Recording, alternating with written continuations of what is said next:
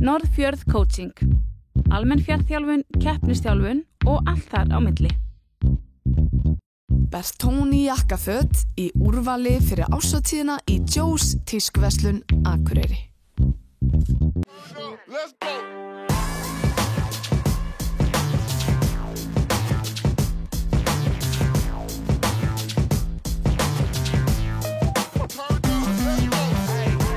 Já, komið sæl og velkomin í taktíkina. Við ætlum að halda núna áfram umræðum fitness. Vorum með Magnús Bess hérna í síðasta þætti. Hingað til mín í þáttinn er ég komið með Önnu Markovits og við ætlum að skipta yfir á ensku núna. Welcome to the show, Anna. Thank you. It's good to be here. You're now competing in Akureyri, but you've been competing all over.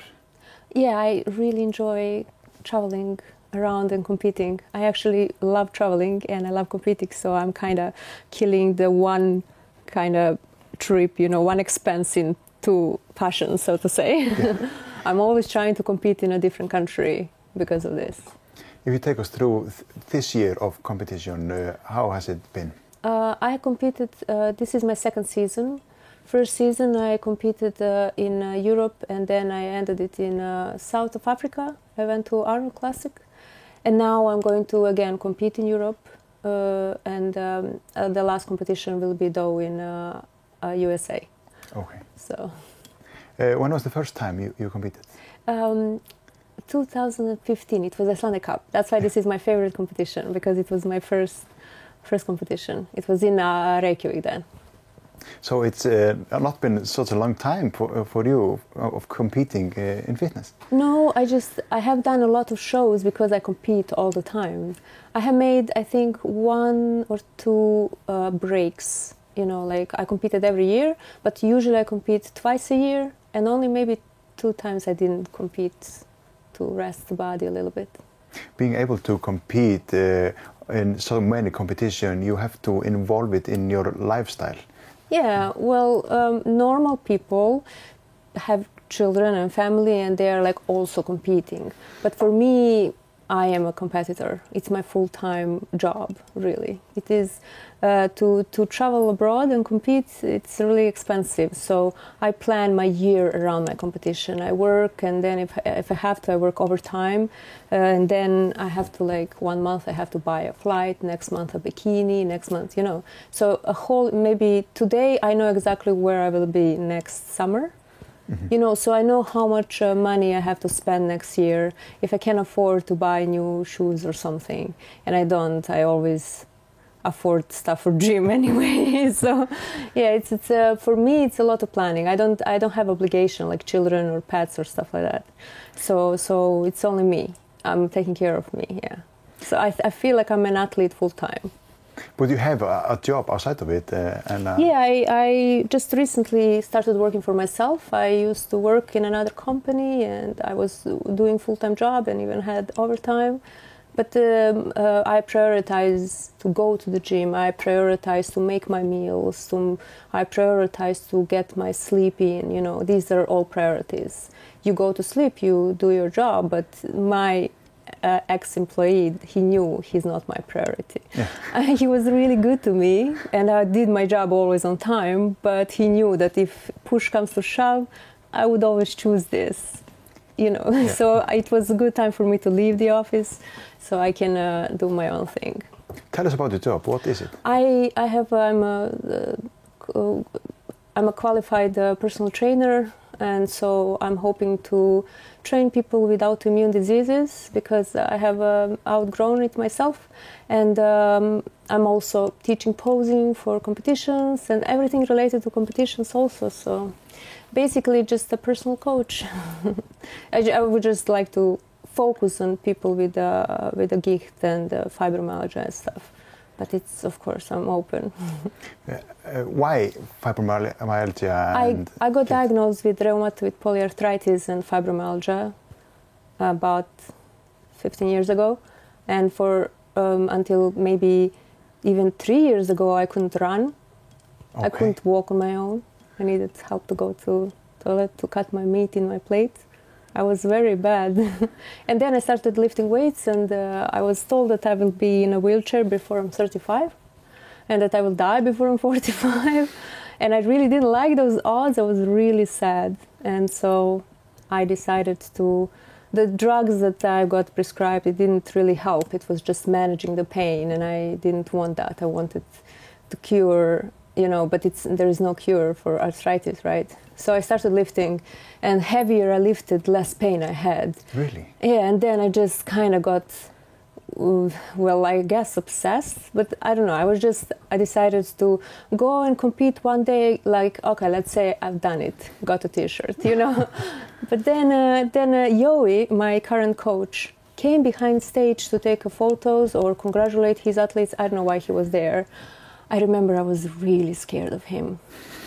He was this really grumpy guy. And like everybody knew about him, but I didn't know much about him. I just knew, oh my God. And he shook my hand behind stage. I got 3rd place that day, and he shook my hand and he says, well done, don't stop now. And I was like, okay, I guess I can't stop now. I'm joking. It wasn't that easy, but I was blown away that he shook my hand even. And then I decided that I needed a proper coach if I'm going to do this again. And so I talked to him, and now he can't get rid of me. I'm lucky. Yeah, I'm really lucky with him.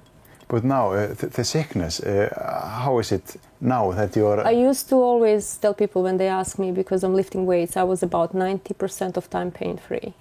And now, I'll be honest, I'm not hurting at all. I don't know, is it only the food or is it my lifestyle?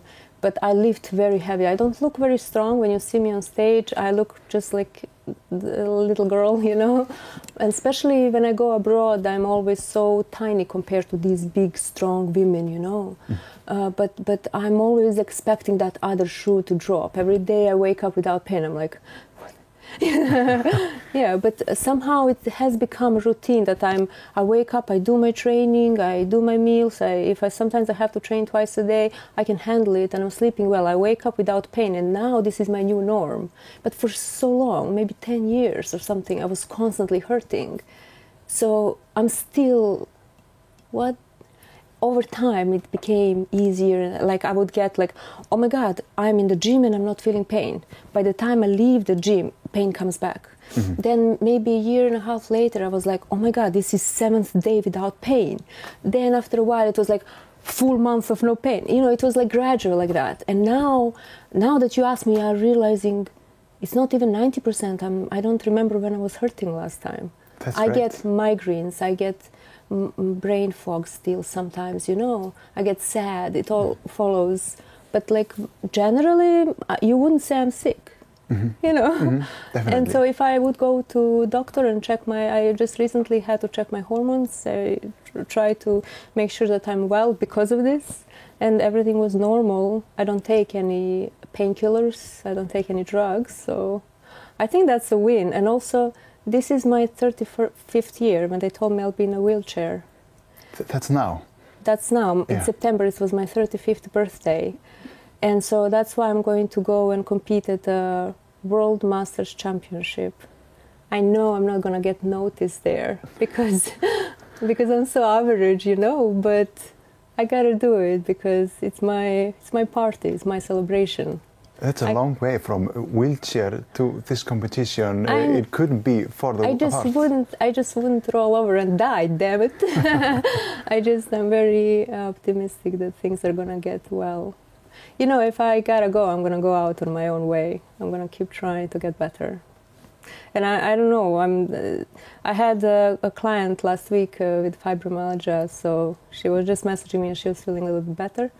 There is another client from my country, and she told me that she's working out and she got off all of her drugs and she doesn't have any pain. So I'm feeling really proud of that. That's good. Maybe I can help somebody else. Definitely, and you should be proud of it. Oh, yeah. And you feel the sport is giving you more than just the feeling of stepping onto some stage. I hear a lot of things that are negative about fitness because people don't understand it, and of course there is always a lot of taboo, and of course, you know, but it saved me. I'm telling you, if you do it right, it can make you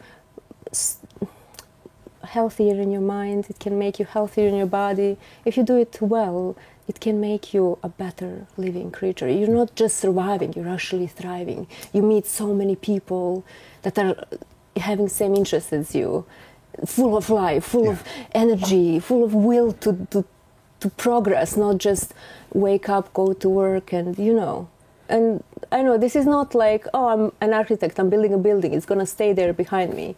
But you are in, like, I sometimes feel, and maybe I'm wrong, but sometimes I feel like maybe I'm to some girl somewhere, maybe I'm an idol, and she's looking up to me, and I'm not using any drugs, and I'm being healthy, and even though it's hard, I still go and show up on stage. And if she looks at me, she can be like, well, if she can do it, I can do it. So it's, for me, I feel like fitness has saved me. Yeah, there is a lot of taboo, but I'm a good story. I was really lucky. Yeah. And being in first place, second place, third place really doesn't matter because you're not on stage in a wheelchair. I never expect to win. Every day I come on stage, I'm walking in high heels, man. Come on, every time I'm like, what? Every time I get a little bit like shocked, But it's becoming norm, and I'm scared to feel that it's norm because I'm expecting it to come back, but it just doesn't. And if it does, we just deal with it later, But yeah, it doesn't. I win every day. I'm on stage, but it's also good to place well because my coach works so hard, and then I don't want to disappoint him. And he's such a devoted coach, and he takes so much complaining from me, and And I can be very difficult because I'm very stubborn and I want results, but when it's not happening, I'm like, yeah. And he thinks that I'm better than I am. And so, of course, I want to prove him right. And so every time I step on stage, even though I'm very confident and happy to be there, I'm also kind of feeling, let's do the best we can. This guy has done everything, at least I can do all I can, So I think that having a team behind me pushes me to do good. Having what I had, like disease and stuff, pushes me to do it all. But he is pushing me to do, also my federation is so supportive. They're always there for me. I'm so grateful. They have gone beyond to help me compete abroad, Without them, I can't, do it. And so I'm just so grateful, and always I want to make them proud and I want to do well. So for me, it's all of it. It's an honor, and I keep wanting to cry and I keep wanting to yeah, I'm such a child. With this story, it's really inspirational, and it must be difficult to be your client and hear your story and then complain about little stuff because people who are my clients, they don't know usually that I'm sick because. Well, when I first started competing, I asked my coach not to tell anybody. I didn't want judges to know that I'm sick. I didn't want them to feel sorry for me. I didn't want them to downgrade me because, she's sick. This is not a face of fitness. And I also didn't want to get any good grades because, she's trying. I wanted honest placement, Yeah. So I think this is the first year when I'm actually openly telling people that I'm diagnosed with those two. But they don't own me, I own them. It's fine. I got it. Anna, final questions for those who are watching, struggling with pain or something. Do you have some inspirational words for them? First, it's hard to be like, if I can do it, you can do it. So don't think like, it's going to be better. But I can promise that it gets better if you keep on working. So it's one step at a time. When it hurts today, for example, you're hurting and you cannot run or you cannot jump or you cannot, go to school or work because you're in so much pain. Do today what you can. You can make a tea and you can stir the tea with your little spoon. You can do that. Mm-hmm. This is what I'm saying, one step at a time. And once you do it, you can go to the toilet and be grateful that you can do these things. You can walk. You can be grateful about things you can do, and the other things will come. It's how I survived. I was focused on that one step I can do. Stir the cup of tea without spilling it. That was a success on some days. Yeah. So I think that's what helped me a lot. Focus on one step at a time, because it's not like, oh, I'm going to wake up one day healthy. It's a long ride, man. I took years. I was diagnosed in, I think, 2010 or something. Maybe earlier, I can't remember. I'm so well, I can't remember. It's so good.